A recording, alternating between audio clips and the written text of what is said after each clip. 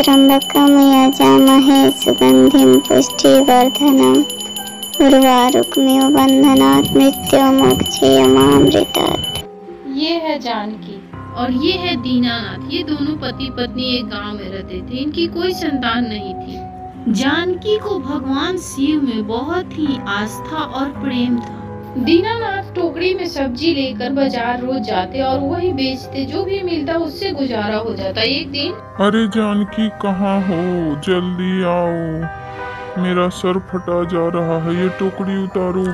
उस दिन धूप लगने के कारण दीनानाथ को बुखार आ जाता है। कैसे शरीर तप रहा है, अब दवा रात को कहाँ से लाऊं। जैसे तैसे रात कटती है। जब सुबह होती है तब दीनानाथ उठते ही कहते हैं, अरे जानकी सब्जी लेकर बाजार भी जाना है, वो जो सब्जी रखा है वो सूख जाएगा और 2 रुपया भी नहीं आएगा, फिर हम लोग खाना कहाँ से खाएंगे। तूने मुझे सुबह जगाया क्यों नहीं। फिर जानकी बोलती है, आज कहीं नहीं जाना है, रात भर बुखार से तड़पते रहे, जो घर में है वही खाएंगे, कहीं नहीं जाना है। जानकी पड़ोस के खेत से थोड़ी सी साग लाई और रोटी बनाई। जब खाना लेकर, जानकी मैं सोचता हूँ जब तक शरीर चल रहा है तब तक तो 2 रुपया कैसे भी कमा रहे हैं, जब शरीर साथ नहीं देगा तो हम लोगों की देखभाल कौन करेगा। हम लोगों को ऐसे ही मरना पड़ेगा।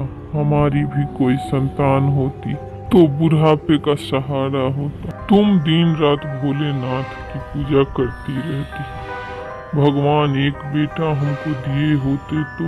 देखिए जी, आप भोलेनाथ को कुछ मत कहिए, हमारे किस्मत में जो था वो हमको मिला और भोलेनाथ ही तो चला रहे हैं और आगे भी हम लोगों का सहारा वही है।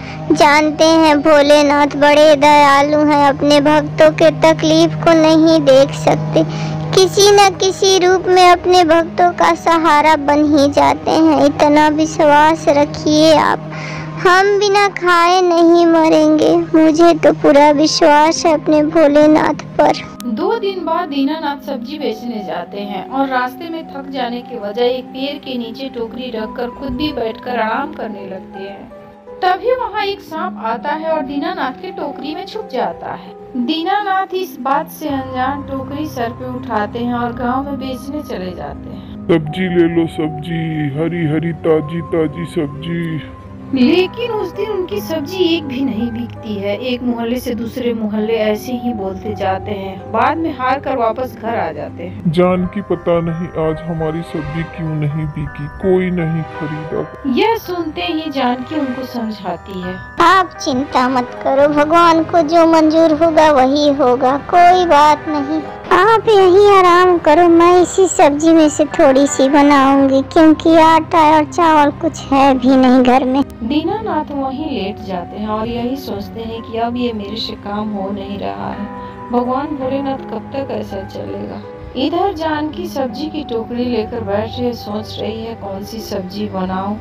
तभी अचानक ही वो देखती है, अरे इधर आओ जल्दी, ये देखो इतना बड़ा टोकरी में सांप कहां से आया, सुन रहे हो। दीनानाथ जानकी के चिल्लाने की आवाज सुनकर दौड़कर बाहर से आते हैं।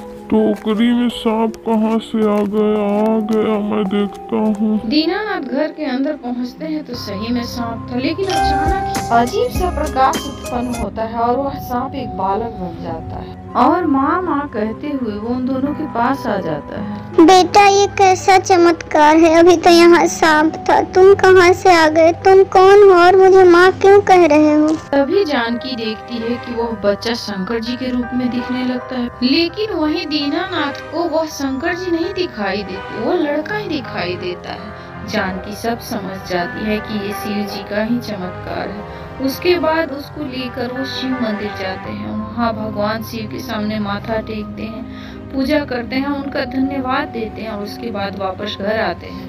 मैं आपसे कहती थी ना कि भोलेनाथ हमारा सहारा जरूर बनेंगे। अब उन दोनों को न खाने के लिए सोचना होता है न रहने के लिए, क्योंकि उनके साथ शंकर जी जो थे।